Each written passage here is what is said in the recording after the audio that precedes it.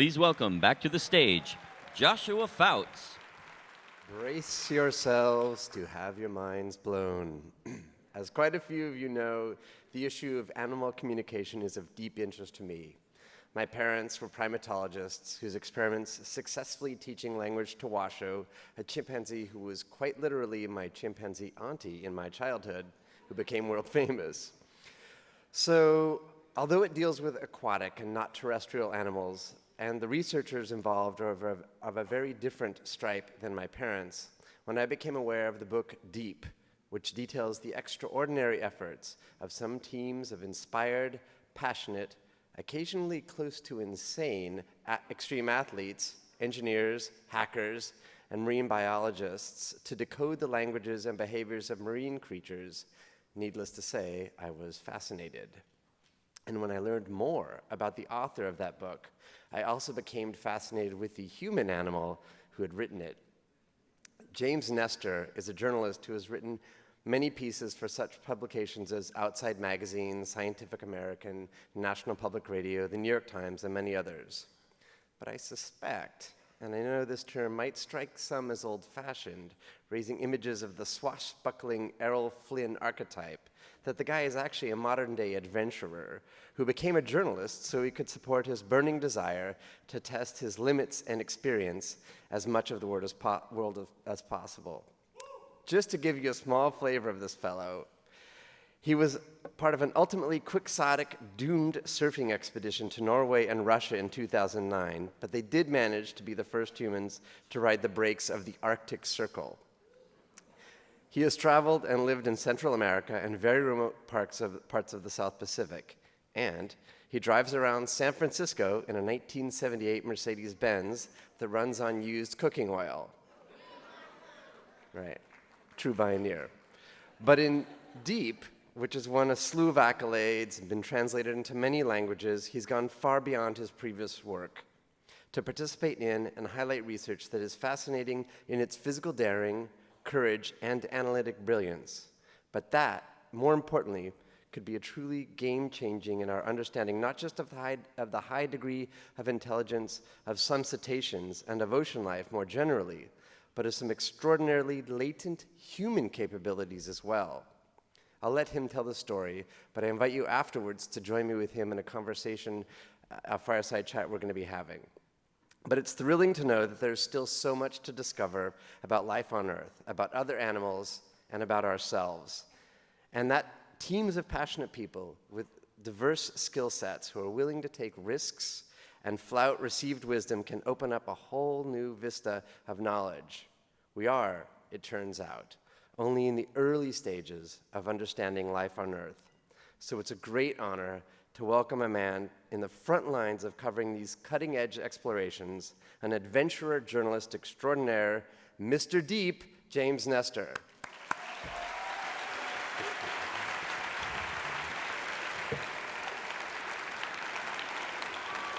Thanks a lot. I don't know if you guys are cringing, but I certainly am. I had no idea he was going to be saying all that stuff. So moving on, about 4 years ago, I was sent by Outside Magazine to cover something called the World Freediving Championship.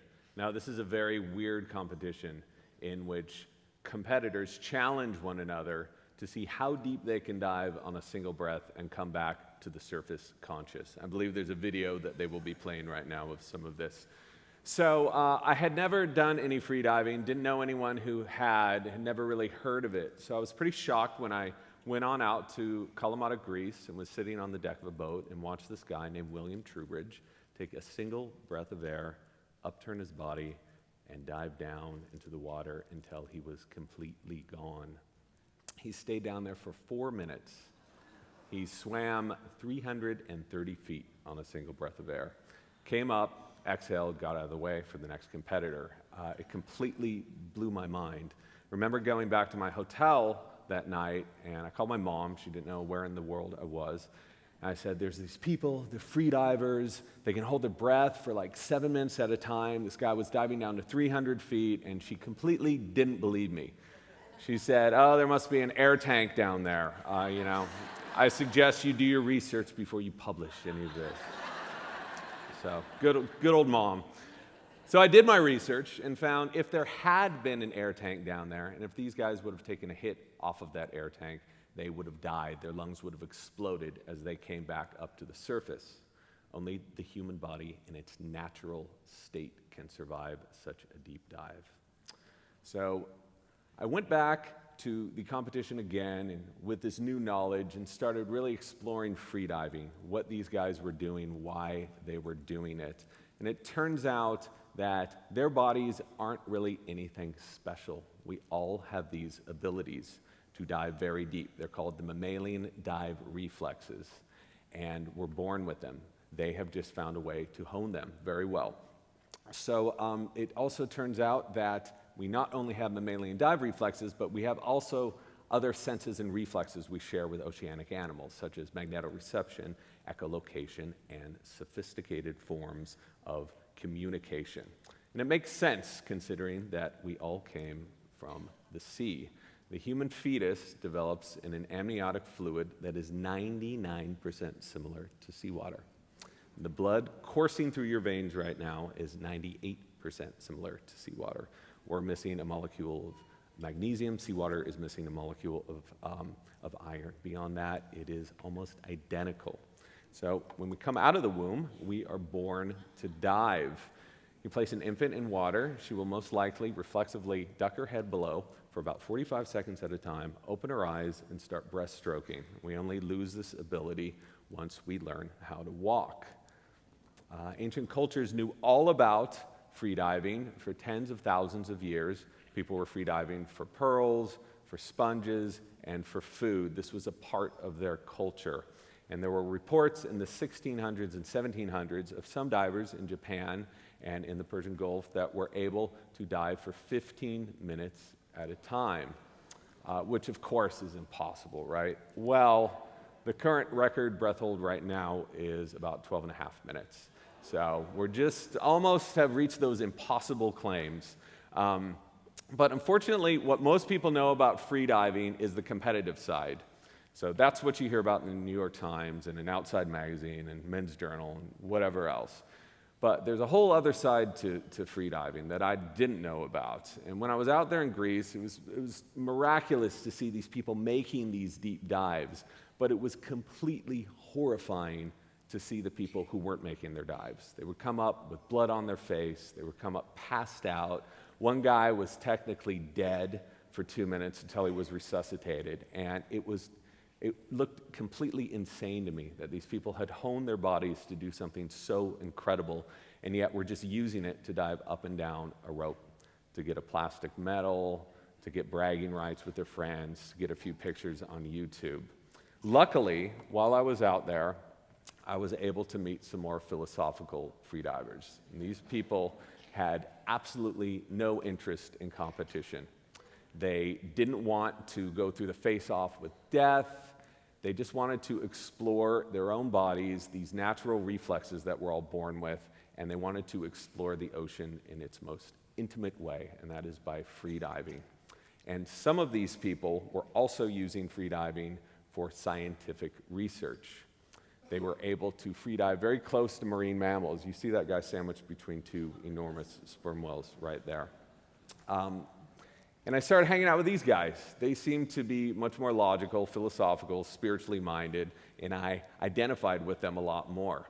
And one thing that they were just starting out doing, this was about 3.5, 4 years ago, was using freediving to explore the communication between dolphins and whales and other marine mammals. Now, for the past 60 years, we've been trying to figure out what dolphins are saying to one another. We know they talk to one another, okay? This guy, who I'm looking at this crowd, and I'm figuring most of you probably know who he is, John Lilly, National Institute of Health neurophysiologist, had a whole lab built in the Caribbean in the late 50s, early 60s, dedicated to learning the dolphin language and to teaching them English. He was doing all kinds of crazy stuff. He had dolphin English language immersion workshops.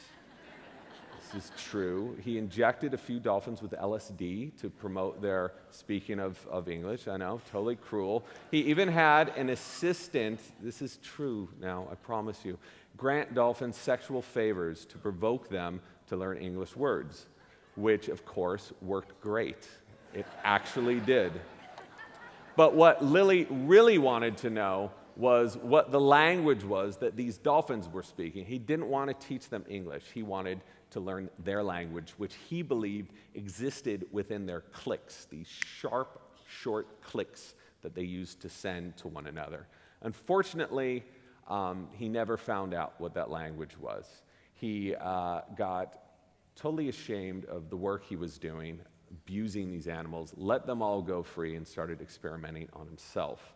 Unfortunately, he burned the whole research movement in cetacean communication. No one was really able to touch it for decades because of the associations with John Lilly. However, recently, new research suggests that Lilly was completely right. It appears that these animals are communicating with clicks, and we're just starting to understand what those may be. And the key to understanding the click communication between these animals is to first understand their echolocation. Now, dolphins and whales view the world through clicks, through a form of sonar. What they do is they send out a very loud signal, and they wait for the echo of that signal to come back. And they collect all of that beneath their jaws, and they process that to see with sound better than you and I can see with our eyes. A dolphin can tell the difference between a ping pong ball and a golf ball from 300 feet away by clicking with sounds. And a sperm whale can see a human from a mile away, a mile deep can see a human. These are the loudest animal sounds on the planet, sperm whale clicks are. And they can actually penetrate through flesh, so they can get a 3D view of what you look like. Now, we've known about cetacean echolocation for 50, 60 years. But what we've learned more recently is they use these clicks in social behavior. And these clicks are extremely detailed. A sperm whale can repeat the same click over and over again down to the millisecond, and then can move around discrete frequencies within that millisecond-long click, move them around and reorganize them and repeat those over and over again. This is more precise than anything humans can make, okay? It's not a dog barking. This is obviously some form of communication, and we're just sort of getting a view into what that might be. The problem is that a lot of people view cetacean communication as some New Age theory. This can't possibly be true. These animals can't possibly be speaking in a sophisticated language like ours. But just take into consideration the sperm whale brain. It is 6 times the size of ours. Sperm whales have a neocortex, which in humans governs higher level functions such as conscious thought, future planning, and language. Their neocortex is about 6 times the size of ours. They also have spindle cells. These are highly developed brain structures that neurologists have associated with feelings of compassion, love, suffering, intuition, and guess what? Speech. So these are the cells that are supposed to make humans human, separate us from other animals. Sperm whales not only have spindle cells, but they've had them for 15 million years longer than we have. So what are they doing with them? Animals don't grow big, complex brains for no reason. They obviously are growing them for something. And just for instance, humans we've had our current size brain for around 200,000 years. It's a pretty long time, right? They've had theirs for about 30 or 40 million years. So they're leaps and bounds ahead of us. So what are they doing with this huge brain? Well, many researchers believe they're using them for communication, and it is through these clicks, but it is not through, the clicks aren't associated with words and paragraphs and sentences and phonemes. That's how human language works, but it's probably much more precise. It's probably a digital form of communication, almost like a fax transmission or a modem. The problem is that no one has really been able to get close enough to sperm whales to study them.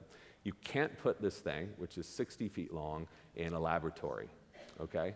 And no one has been able to record their social behavior because scuba diving doesn't work. It's too loud and disruptive. If you're on the deck of a boat, that doesn't work because you can't see what they're doing. You can't get close enough to them. Same thing with submarines and ROVs. But something amazing happens when you free dive with these animals, when you enter the water in your natural state. Instead of swimming away from you, they start swimming towards you. And guess what? They start peppering you with their communication clicks. So trying to reach out. And what this group is doing right now, they're called Darwin Project. And just full disclosure, I've been working with them for a few years trying to get this thing going, which is very much going right now, is they're using this free diving method to get within the pods of these animals, spend about 4 or 5 hours with them at a time, record clean signals of all of their clicking, and record their social behavior, and then use all that data to go back and build algorithms to learn what this clicking is. No one's, again, been able to get close enough to get this kind of data. This is the first time this has ever happened, and they're finding pretty amazing stuff.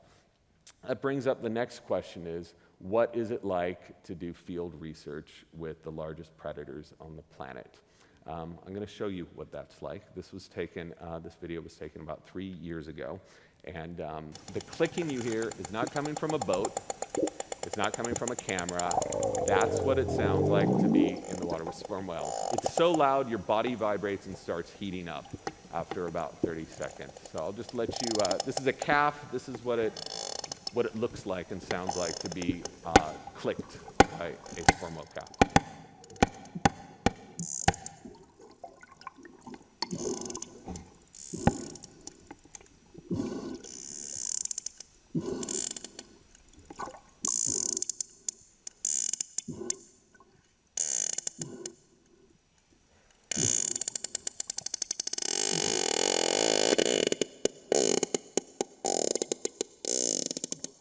Right after this, the cameraman here reached his hand out to stop the whale from bumping into his camera, and the whale's nose was vibrating so violently his arm was asleep for about 4 hours. It was paralyzed. So he's going to take a dive, and the whale is going to get really curious now.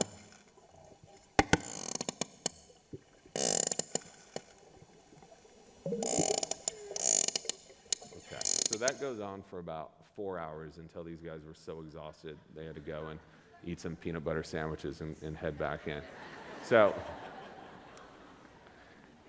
in the next year, this team is going to try something pretty revolutionary. They're going to try to capture in the full high fidelity, high definition, these clicks, and then shoot them back to the animals and begin a sort of visual conversation with them. We know the animals are viewing their world through clicks, through sonograms, also holograms. We believe that we can capture these and send them back. So it's not so much saying hello, it's sending a picture of our world to their world and back and forth. And a lot of people thought 3 years ago when I introduced this idea in my book, Deep, that it was never going to happen. These guys don't have any ability to do this.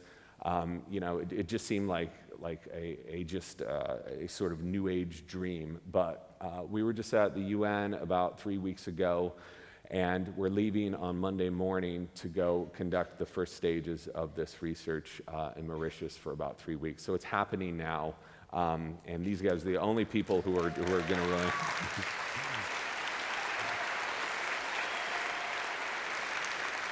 Thank you. And for those people who do criticize this kind of research, because it is crazy, it may not work, but I really think it's important that someone tries to do this. The fact of the matter is we're totally running out of time for more genteel approaches here. In about 30 years, the entire ocean ecosystem is going to collapse. You ask any marine biologist, and they're going to tell you the same thing. And the first animals that are going to die off are going to be the largest, specifically dolphins and whales. So why not take a moonshot and go for it and try to make contact with these animals before they're all gone? And this could also be a way of help saving them. There's still three other countries that are still whaling. It's unbelievable, but true. And so this could be a way, by making contact, even initial contact with them, to giving them the same rights as other animals and other humans have.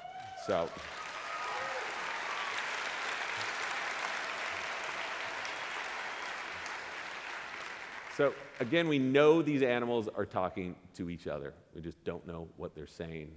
In the next decade, just consider this, the US is going to be spending $100 million looking for signs of non-human intelligent life in the universe. But there is already non-human intelligent life in the universe. It's here on our planet. It's in our seas.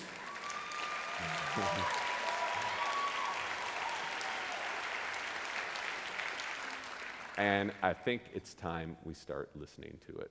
So thank you very much.